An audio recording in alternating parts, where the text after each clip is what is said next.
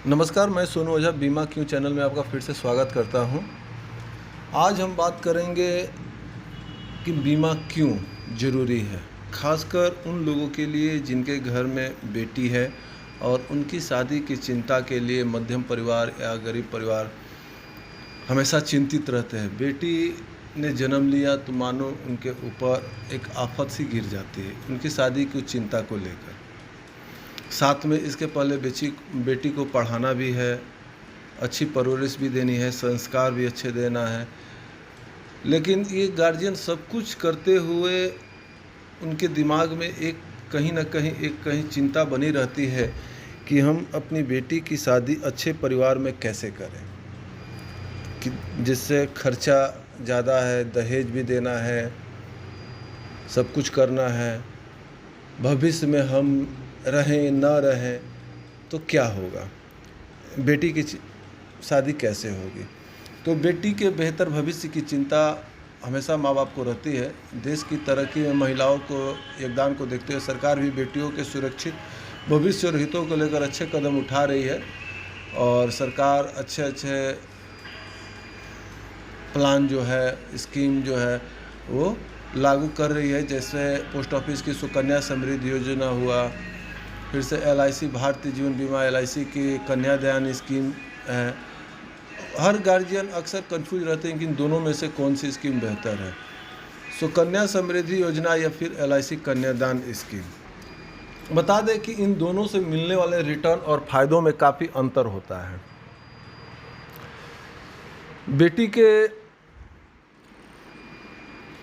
बेटी के शादी या उनके भविष्य को चिंता में देखते हुए यदि आदमी कन्फ्यूज रहते हैं कि मैं सुकन्या समृद्धि में इन्वेस्ट करूं या LIC की कन्यादान पॉलिसी में। दोनों ही पॉलिसियां आप एक अपने अपने जगह पर सर्वोत्तम है, सबसे बढ़िया है। तो इस दोनों को अंतर मैं आपको बताने जा रहा हूं कि आपके लिए कौन सा प्लान बेहतर हो सकता है और कौन सा नहीं। तो आइए हम समझते हैं। और पहली बार यदि आप हमारे इस चैनल पर आए हैं तो प्लीज़ लाइक और सब्सक्राइब ज़रूर कर दीजिए, जिससे मैं आपके लिए और अच्छे प्लान के बारे में और इन्वेस्टमेंट के बारे में आपको बताता रहूँगा और उसकी जानकारी आपको मिलती रहेगी। तो इसके लिए सबसे पहले हम पहले जानते हैं LIC कन्यादान पॉलिसी के बारे में। इस पॉलिसी के अंदर में शुरुआती कम से कम 1 लाख का बीमा आदमी कर सकता है और अधिकतम से अधिकतम उसकी कोई सीमा नहीं है। इस पॉलिसी के अंदर गार्जियन का कम से कम उम्र 18 साल और ज़्यादा से ज़्यादा 50 साल होना चाहिए। यह पॉलिसी 13 साल से 25 साल तक के लिए हो सकती है और इस पॉलिसी में आपको इस प्लान के तहत आप पॉलिसी खरीदने के 3 साल बाद इस पर लोन भी ले सकते हैं। और अगर गार्जियन की कोई अनहोनी घटना घट जाती है या मृत्यु हो जाती है तो कंपनी जो है प्रीमियम लेना बंद कर देती है। और प्राकृतिक मौत की दशा में यदि आपने 5 लाख रुपए का बीमा करवाया हुआ है तो 5 लाख रुपए तुरंत, मतलब जब भी डॉक्यूमेंट वगैरह ऑफिस में जमा होगा 5,50,000 रुपया तुरंत मिल जाता है। और हर साल 50,000 रुपया तब तक कंपनी देती है, LIC देती है, जब तक कि आपका बीमा जो है वो मैच्योर नहीं हो जाता है। और जब मैच्योर हो जाती है तो जो टर्म कंडीशन होगा और जितना मैच्योरिटी अमाउंट होगा वो मैच्योरिटी भी दे देती है।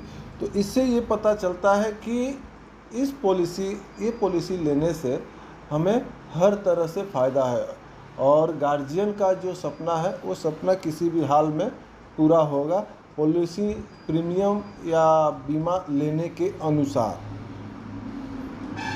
अब बात करते हैं सुकन्या समृद्धि योजना की। इसमें बेटी की उम्र भी इसमें भी 10 साल से कम होनी चाहिए और ये जो है